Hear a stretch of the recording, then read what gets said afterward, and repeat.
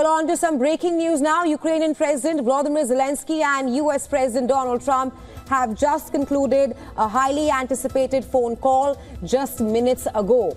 Trump posted on his Truce social media account that he held a very good telephone call with Zelensky.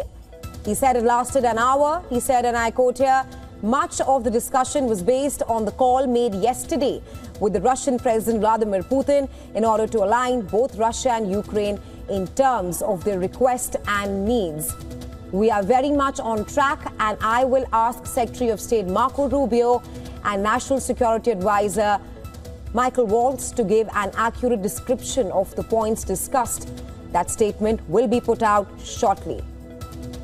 And that's the news coming in that Zelensky has just spoken to the US President Donald Trump. Well, for more on this, our correspondent Susan Tehrani is now joining us from New York for more on this. Hi, Susan. Now, the phone call between Zelensky and Trump takes place just a day after the phone call between Trump and Putin. We do know that full 30-day ceasefire is not on the cards. But tell us more about this phone call. And it's also pertinent to note here that the talk between Zelensky and Trump comes after his White House exit, which happened a few weeks ago. Yeah, as you mentioned, what we know about the phone call so far is the paragraph that you read off Truth Social from U.S. President Donald Trump. We don't know much else about what transpired. We're waiting for a readout of that call and possibly more points from Mike Waltz and Marco Rubio.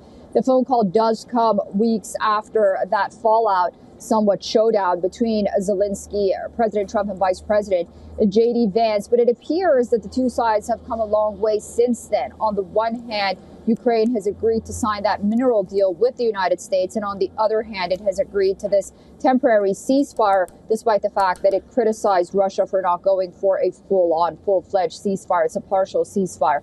So I would think that Russia's concerns were telegraphed to Zelensky. And Zelensky, he said yesterday after that call that he wanted to learn more about what President Trump and President Putin discussed. I think that that's probably where they stood at that point to really get an explanation. Also this morning, when I was anchoring the news, we got report that Russia was still targeting some infrastructures inside Ukraine. That's a major cause for concern for Ukraine, considering the fact that, again, news had come that Vladimir Putin had told his generals to put a halt to those attacks for the 30 days.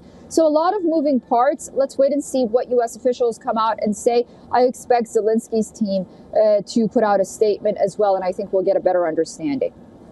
Right, Susan, we'll wait and have to see the details of that. But thanks very much for joining us on the show and sharing your insights.